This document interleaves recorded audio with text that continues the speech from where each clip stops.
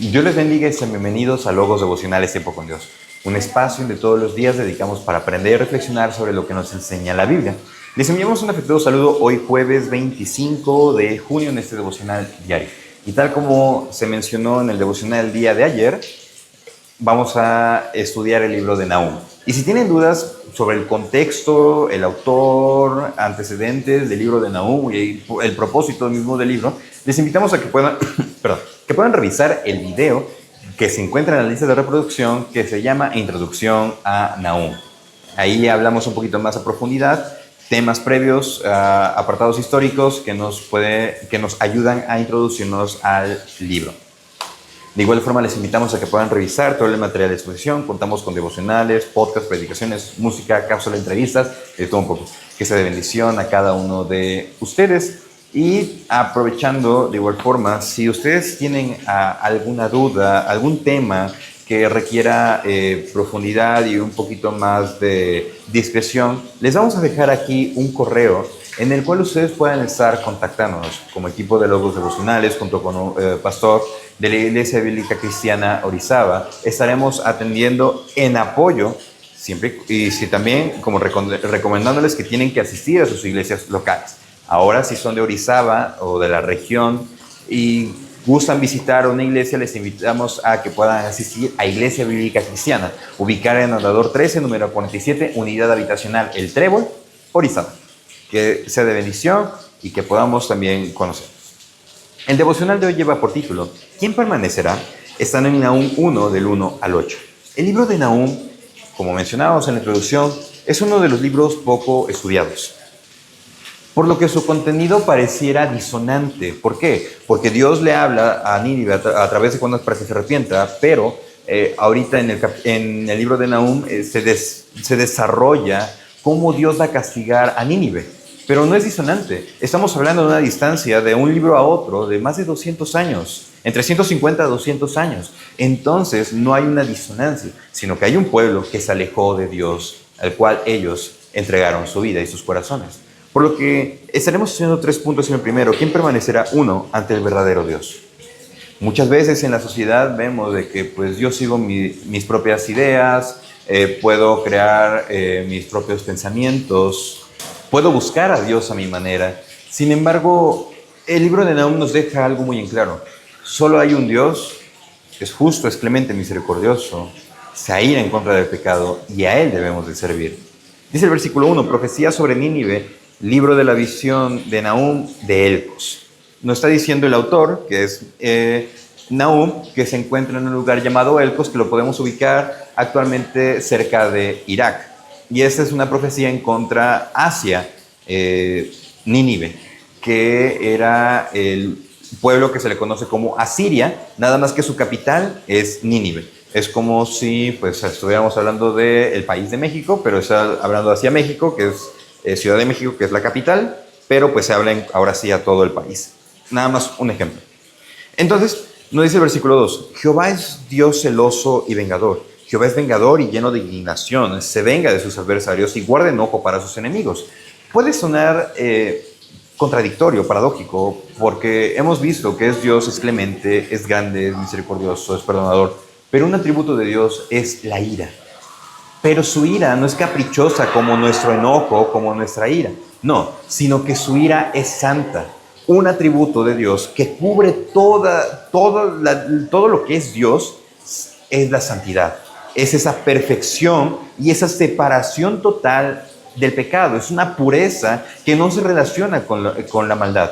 Por lo tanto, lo que nos está diciendo acá es que Dios es celoso, es protector, es vengador, por lo cual Él se venga de los que se le oponen y dice se enoja con sus enemigos, guarda enojo con sus adversarios.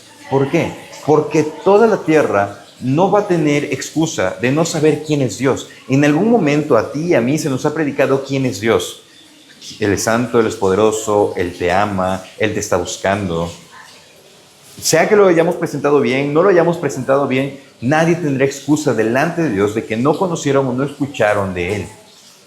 Por lo tanto, cuando su ira entra en vigor, lo que nos muestra es su perfección, pero también cómo actúa en contra del pecado.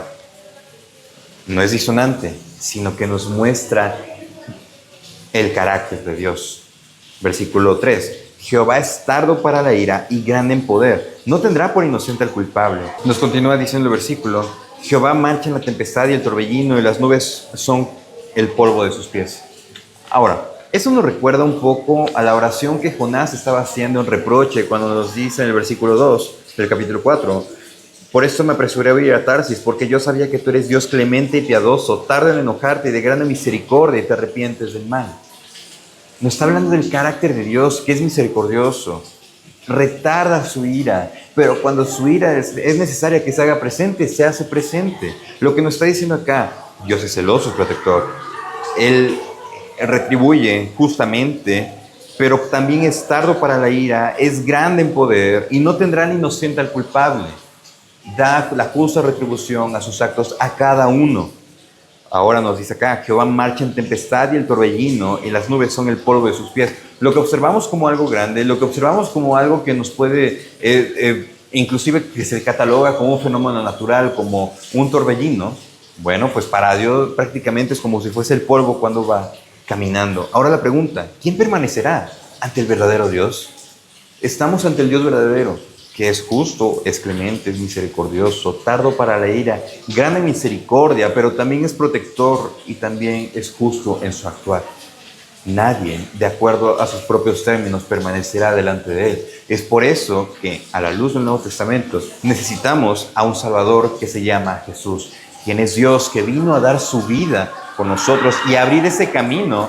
¿Para qué? Para que podamos creer en él. Lo que nos lleva a nuestro segundo punto. ¿Quién permanecerá, ante su ira? Versículo 4. Él amenaza el mar y lo hace secar y agosta todos los ríos. O sea que los ríos se secan.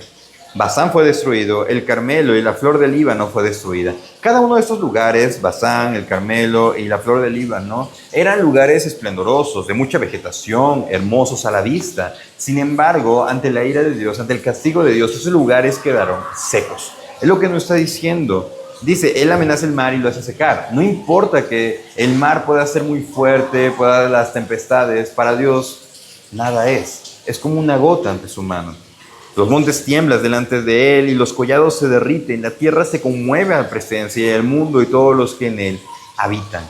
Eso nos recuerda un salmo cuando dice, de Jehová la tierra es su plenitud, el mundo y los que en él habitan. Y ahora, ¿qué nos está diciendo acá? Cuando sentimos movimiento de las placas tectónicas, lo que se le llama temblor o un terremoto, bueno, pues es la tierra, lo que nos está acá es la tierra temblando ante la presencia de Dios. Ahora imagínense cuando Dios venga, cuando Jesús regrese, ¿cómo va a conmoverse toda la tierra? Versículo 6. ¿Quién permanecerá delante de su ira? ¿Y quién quedará en pie en el ardor de su enojo? Su ira derrama con fuego y por él se hienden las peñas. Y aquí es una pregunta donde resume versículo 3, 4 y 5.